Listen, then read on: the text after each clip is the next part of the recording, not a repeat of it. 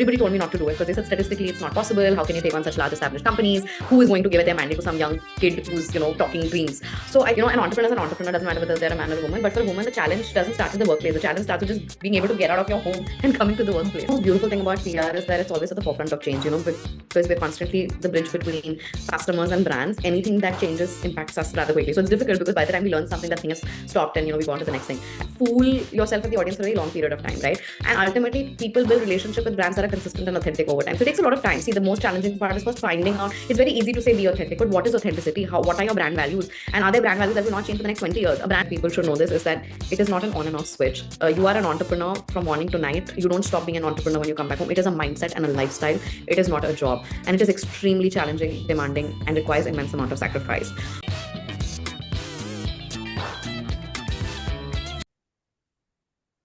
Hello everyone, welcome back to another episode of PR and Purpose. I'm your host Rajeshwari, and this is the space where we explore how communication, storytelling, and purpose leadership are shaping the future of communication, the businesses, and communities altogether. Today, I'm very excited to welcome our guest, someone who has truly redefined the meaning of public relations in today's world. Upasna Dash, founder of Jajabor PR. Thank you so much for having me, and very excited to be here. Upasna, a little introduction for my audience.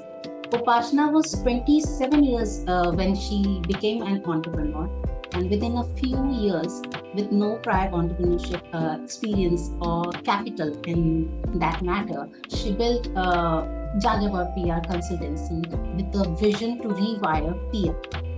So, started as a one member team. Upasna and her team are now building a very beautiful and powerful narratives that is grounded, impactful, and authentic in that manner. And that's exactly what we are actually hoping to talk today. That is PR and purpose, to deep dive into how brands actually are nowadays indulging into brand building beyond visibility, talking about and speaking about impactful storytelling. So absolutely. So Upasna, welcome to the show. Thank you. Please take us to the origin story. How did the Jajabor communication start? Great. No, thank you. So I started at the age of 27, which is a very strange age, right? You're neither too young nor too old. You're just uncomfortably somewhere in the middle. And prior to starting my company, I had the fortune of working with some brilliant agencies and brands. I started my career in India working with Perfect Relations. It was one of the best places to really learn PR. We worked on really large mandates. I was part of the team that worked on Coca-Cola, all of its wonderful brands, part of the team that brought Coke Zero to India, part of the team that got Coke Studio to India. It was a phenomenal time to be in the industry. Ended up working in Google there as well. But while I was working with very large organizations, I think I wanted to learn a little bit more. And then I kind of accidentally got into startups. And I think that really changed the world for me. One of my first and most long-standing clients was Oyo Rooms. And then, that's when startups were just sort of coming up in India back in 2015, 16. It was so exciting to be part of the origin stories of so many brilliant brands, to see Oyo go from here to just exploding, free charge and short, such wonderful brands being built. And I was so fortunate to be part of that. And while I was doing comms for that, I think the entrepreneurship bug kind of bit me. And I was very lucky. These founders were amazing. And they were like, okay, you should try it. And to be honest, I was not one of those people who grew up wanting to be an entrepreneur. It never crossed my mind. Nobody in my family is an entrepreneur. I was very happy doing my agency job or working on brands. But I think what started to happen with me was I realized that PR specifically can really be used to move business metrics. But I felt like there was a gap in the Indian market where I think phenomenal work was happening. People were doing great things, but they were very disconnected from what a brand's business metrics were.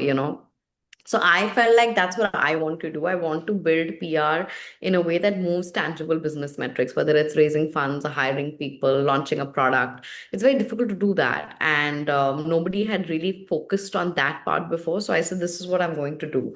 And like you mentioned, I had no backing, I had no entrepreneurship background. I didn't know anything about starting. It was just me starting from my parents' couch.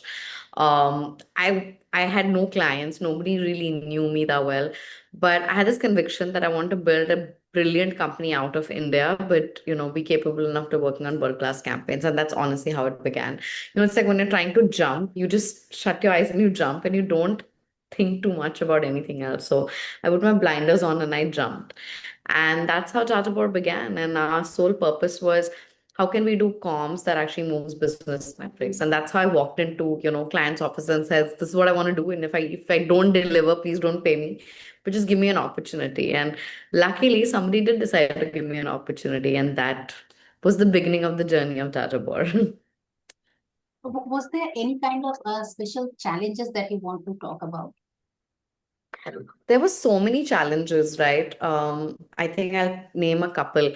Number one is just this fear of getting started. And anybody who's listening to this, right, it's a very real fear. It's like I said, right, when you're jumping, when you're actually in the free fall, you don't think so much, but it's the moments before you do the jump which is the scariest. So obviously everybody told me not to do it because they said statistically it's not possible. How can you take on such large established companies? Who is going to give it their mandate to some young kid who's talking dreams? So I think number one challenge was just starting while everybody was telling me that this was not a good idea. It was really hard, number one.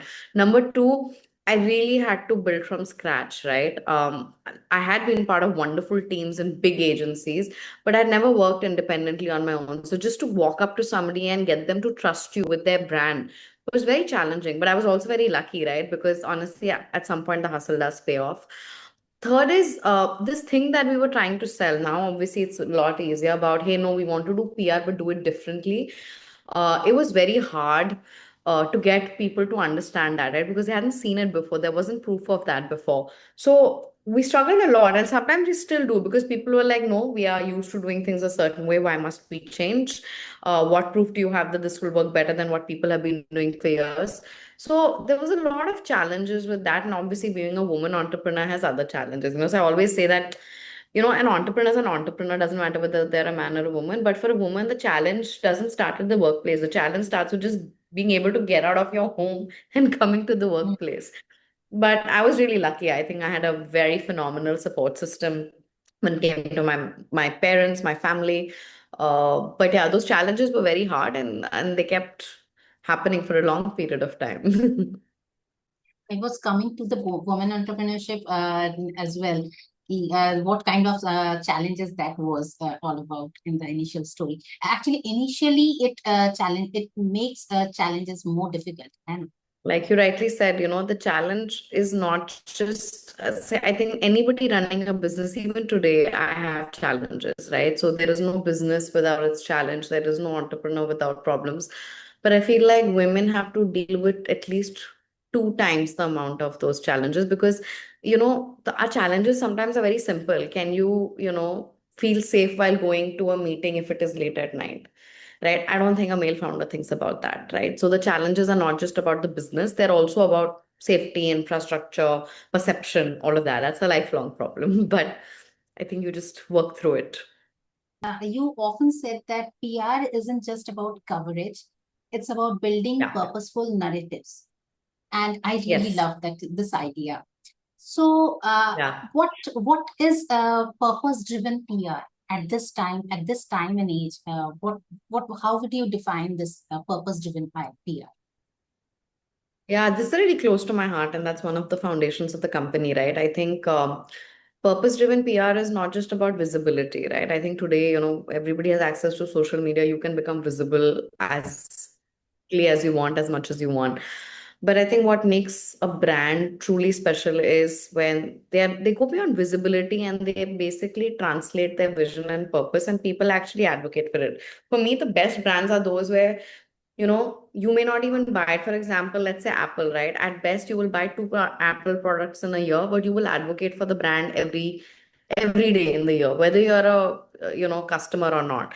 So I feel like that's the purpose behind the brand. It's not just about selling products or services. And for me, purpose driven PR is whatever we're doing, is it actually contributing to some larger goal, whether it's a business goal or a society goal or a employee goal, right? It has to move something for someone tangibly in the real world. It has to go beyond, okay, we are visible, we're on the cover of a magazine. Okay, you are on the cover of a magazine, but what has that led to? Has that led to more power, access, change? So that's a question we always ask ourselves. What purpose is this piece of news solving? And if it isn't solving a purpose, then don't do it. Do you have an example of a campaign or probably a client story that you want to take us through, leading to this purpose-driven PR? Yeah, no, we've, honestly been so lucky to have such brilliant clients. I'll tell you about one from our earlier days, right? I can't give you the full name, but it was basically we're working with a global foundation who was putting in, money behind education and upskilling projects and things like that. And those are the kind of work that we really like to do. And I remember that one of the projects was about, financing, women initiatives in a local village in Maharashtra. And, before that, people had done some stuff, but it was very basic. They'd send out a press release showing that this funding was going to this woman, and that was it. It was a photo of a woman getting a check and the details of funding. That's it. When we took over the project, we said the story is not that they're getting the money. The story is what is that money doing to them, right? How is it changing their life? So we spent 6 months trying to build a campaign where we said, what happens to your dollar, right, when it lands in this little village? And what the story said, the fact that, one to send her daughter to school for the first time, first woman in their family to ever get access to education because the mother was now earning. One story was about how this husband and wife were able to buy back their land after 50 years because of the work that was doing. One story was about how grandmother went back to the field and started working. So and because of those stories, the budget and the sort of the foundation's imprint in that village became 3x more. Right. So we were still telling the story of what happens when, funding came to this village, but we were saying it with purpose. And that till date is one of my favorite campaigns because, and it was so beautiful when the stories, some of it came out in English. Those people in that community, they took newspaper cuttings, they framed it, they've kept it. The entire community is proud of these women, right? And they've now displayed it in the village office, etc., saying, look, our women were on the cover of, this fab magazine. And I think that to me is purpose. We're still talking about the work being done, but we're talking about it by humanizing it. And I think that's the kind of work that needs to happen more. And we need more and more people to want that kind of work. Yeah. Okay. PR as an industry has changed, has evolved, I would Yes. rather say. Over the last decade, we have seen many changes. We have seen that.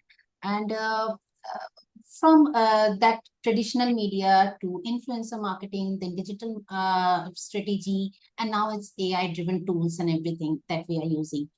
So, what is, as per you, according to you, what are the most exciting shift that you have witnessed? I think the most beautiful thing about PR is that it's always at the forefront of change, because we're constantly the bridge between customers and brands. Anything that changes impacts us rather quickly. So it's difficult because by the time we learn something, that thing has stopped and, we go on to the next thing. I think three, four things are very exciting. Number one, I think the audience has become extremely smart and intelligent, emotionally intelligent and aware. So, as a brand, you have a lot more responsibility to be authentic, even yourself as a customer, right? You're not going to buy something because there's some very gigantic ad about it. You care about what is the origin of it, what are they saying, what are they associated with. So I think that's one. Second is, I think people are getting very impatient, right? So you need to land your message or you need to build a relationship very quickly. And back in our day, we had months and years for a campaign to come up, roll out, touch people, come back. Here, this is changing rather quickly. So I think people need to keep up with that. And third is, I think it's in a way it's great. Brands are being held accountable, right? So a brand can't just get up and get away with things. So there's a lot more thinking that is now required to do it. And obviously, like you said, with the advent of AI, I think we also are competing with things that have not existed before, right? So how do you use AI yet not get defeated by it? So I think that's the third thing. And fourth, see, I feel that brands and customers need to talk to each other. This is a relationship that has been on for hundreds of years. Even in the 18th century, if somebody wanted to sell a bakery item, yes, they didn't have social media. They would put up a poster or they would put up a newspaper ad. That relationship hasn't changed. Just the distribution platform has changed. So I feel at the core of it, some things will not change. A brand will need to talk to the customer. The customer will need to get aware of the brand, but we have to be smart about using the right purpose and the sort of, like building it for the right purpose, like we said, and using the right distribution platforms. But I think the most exciting change is the fact that customers are now so intelligent that you have to be very thoughtful about interacting with them. Yeah, in the past, like brands actually have usually advertised what they wanted to create, and that advertisement just lands up in the audience. But now authenticity has made its part in the among the audience, and authenticity is Yes. something that brands are looking into. So how Yeah. challenging it is for brands and for PR also. I don't think it's challenging. I think it's fantastic. It is time taking. And we as a company have always steered towards authenticity, right? Because, like we said, you cannot fool yourself and the audience for a very long period of time, right? And ultimately, people build relationship with brands that are consistent and authentic over time. So it takes a lot of time. See, the most challenging part is first finding out. It's very easy to say be authentic, but what is authenticity? What are your brand values? And are there brand values that will not change for the next 20 years? A brand value is not a flavor of the season, that today we are this brand, tomorrow we will be the next. One of the world's most iconic brands, whether it's Coca-Cola or Colgate, they're very clear about what that brand is, and that authenticity hasn't changed in hundreds of years. So, first and foremost, you need to spend a lot of time and you need to be very clear about what your brand values are. So, therefore, authenticity comes naturally. Second is, you know, today there's been a very strange trend where we hear lots of brands that are saying, oh, let's do this because this is on trend. Don't do things because they're on trend. Do it because it actually lines up with your brand value, right? For example, I know of a really big B2B brand that, oh, everybody's, back in the day doing viral reels on TikTok. Why aren't we? I said, because your customer is not on TikTok. Your customers are, multi-million dollar finance companies. They're not going to look at TikTok and make a decision of buying $1 million software, right? So you don't do something just because it is on trend. So I think it's chat. I don't know if I'd call it challenging. It is harder to do and it takes time, but people who end up doing this are the ones who win in the long term. All right. Let's come back to your founder journey. Uh, Yes. what you already spoke about the challenges that you faced in the early years. What are some of the defining moments that you will always cherish? Yeah. The journey of starting any venture is the most beautiful, because everything is so new, right? Everything is the first. So I would say, our first client, the fact that somebody trusted us with it, it was beautiful. The first employee that joined Jajabor, right? That was beautiful. But I think the most defining moment, I say this very often, it's my favorite incident of, when somebody says, what is the proudest you have ever felt? I talk about it often. It's about when we grew our team a little bit, and we had hired this lovely girl from Northeast. I remember doing an interview with her mother because she was so scared of sending her daughter to Delhi for the first time, and she came and she was phenomenal at her work.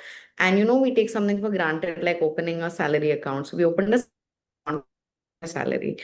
And the day she got a salary, she started to cry and she did a video call. And the mother called me and she said, I can't thank you enough. I said, why? She said, because my daughter is the first woman in our entire village to have her own bank account. And the fact that she has a salary, it was such a beautiful thing. I said, I made that happen, my company. And it's not a big deal, we take it for granted. But she was so excited, and because of her, so many girls in that community now are looking out for jobs and are coming, because we were very clear about, I don't think talent should be restricted to certain cities or genders or academic qualifications. I was 27 with no qualification of being a CEO. I did it, somebody gave me a shot. So I feel like in whatever little capacity I have, can I give people a shot too? So the fact that I chose that candidate with no work experience from a remote part of India to come into Delhi and work, and the fact that she was the first woman in her family and that community to go out to work is what makes it special. So I feel like that was a very defining moment for me and Jajabor, where I said, we can really make a difference, not just for our brands, but for the people that work here. What is your leadership philosophy?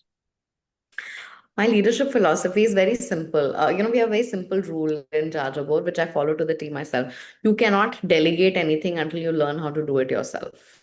So for me, leadership is not about just telling people what to do. Leadership is truly leading by example. So in our company, whether it's me or my leaders, we don't operate like leaders, we operate like coaches. Our job is first, you better be good at your own job to be able to tell someone what to do. Second, you're supposed to stand there, and if they are not able to do something, hold their hand and do it for them. And third is no matter who you are, never stop learning. I learn so much from the youngest people in my team. I often sit with them and try to understand what tools they're using, what's exciting for them. So leadership is not about, some very fancy title. It's about a lot of responsibility, and it's about being a coach more than just a star player. For our listeners, entrepreneurs, students, curious to know about communication and PR, what's one piece of advice that you would want to give to craft for them to craft purposeful narratives for their brands or probably for themselves? You know, the most important thing I can tell you about entrepreneurship, and people should know this, is that it is not an on and off switch. You are an entrepreneur from morning to night. You don't stop being an entrepreneur when you come back home. It is a mindset and a lifestyle. It is not a job. And it is extremely challenging, demanding, and requires immense amount of sacrifice. I think everybody works very, very hard, right? Whether you're an employee or an employer, but you have to have a certain mindset. You have to constantly be in a position of giving up things to achieve what you want. So if you are deciding to do this, you need to absolutely love what you do, because you're going to be doing it 24/7, pretty much for the rest of your life, if not a very large chunk of your life. So you have to be very clear. Don't do it because, again, it's a flavor of the season. Know that you have to dedicate your life to it. Know that you have to sacrifice a lot, you have to miss out a lot, and if even after that you think it is worth it, then there is no better ride in the world. You will absolutely love it, and the beauty is that yes, it is a lot of work, but the rewards, the satisfaction, the growth is exemplary. How do you balance entrepreneurship and your personal life all? That's a great question. You know, this is my take. I don't know if this is good, and a lot of founders, and I resonate with it. I don't think you can have every day as a balanced day. No, that doesn't happen. So what I do is I live my life in this thing called sprints, where I will be like, a sprint, when you're running, is you do short focused spurts. So for me, I feel like I work my quarter. So I work like really nonstop for 2.5 months, and then I'll take a 10-day break or a 5-day break. And try to productize myself. So it's more than the physical energy, it's the mental energy, right? So I feel like when I work, I'm really focused at it. But I have now, as I've grown older, understood the power and the importance of also taking break, right? It's like I call it the boomerang effect, right? If you keep going up, you will at some point burst. You have to take 2 steps back, rejuvenate, and come back. So you're almost like an athlete. So if you want to run a very long marathon, you have to work in sprints. Nobody can keep running non-stop all the time, 24/7. That doesn't happen. So my take is exactly like that. I think both are equally important, but both cannot be important at the same time. There are periods of your life or your time or your month where you will say, hey, listen to me, work is the most important thing right now. And then there are periods where you will say, no, my family is important, my health is important. So as long as you're very clear about that, it works. And I like to do it in sprints. I don't think I can say, from 9 to 5, I'm at work, and then from 5 to 11. I mean, I will do a work call even at 9:30 in the night if I have to. Um, but when I take a break, I try to be as purposeful and as disconnected as I can be. I like that line that we are a kind of athlete. That's a Yeah, great line. yeah, Okay, yeah. finally, looking ahead, where do you see PR industry in the next 5 years? I think it's going to be the most exciting, and I think also the most challenging time for the industry, because everything is changing so fast. We often say that there are years when nothing happens, and then there are years where everything happens.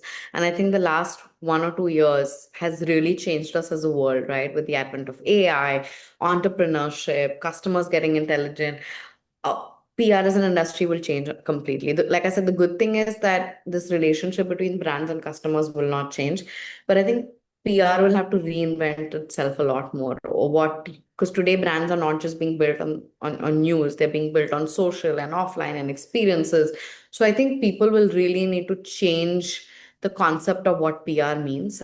And those who do will scale, and those who don't, life will be tough. But PR is here to stay, PR is here to grow, because as in when we're doing an over explosion of information, trust and credibility becomes very important, and that is something that only PR can solve for. See, you cannot put out an ad saying I'm a trustworthy man. You have to have that word of mouth. So that word of mouth is what PR is, and therefore it will always be important. Okay, before we wrap up, let's do a quick rapid fire session. Just fun answers is acceptable. Yes. Ready? Great. Yes. All right. So one word that describes PR best today. Dynamic. Perfect. Brand you think tells its story really well. Apple. All right. The most common PR myth you wish people won't believe. That PR is just about sending news to journalists. It is not true at all. If not PR, what career would have you chosen? I think I would have been a VC or a investor, and I hope to be it someday. Oh, great. Purpose in one line, according to you. Making a difference in somebody else's life in a good way. Like thinking beyond yourself, making a difference. Upasna, this has been an incredible conversation, and Thank you so much. And this has been so insightful. Thank you for talking to us and telling us all these stories about your journey. And Yes. I think our audience have loved this, and I think our listeners will walk away with so much more information about communication and detail about purpose-driven PR and storytelling. Thank you so much for joining us. Thank you so much. It was such a pleasure to be here and really enjoyed the conversation. And to all the listeners, thank you for tuning in to PR and Purpose. If you enjoyed this episode, don't forget to like and subscribe and share it with your friend who would find it valuable. Join us again for more conversations like this about storytelling, purpose, and about leadership. Until next time, this is Rajeshwari. This was PR and Purpose, a conversation with Upasna Dash.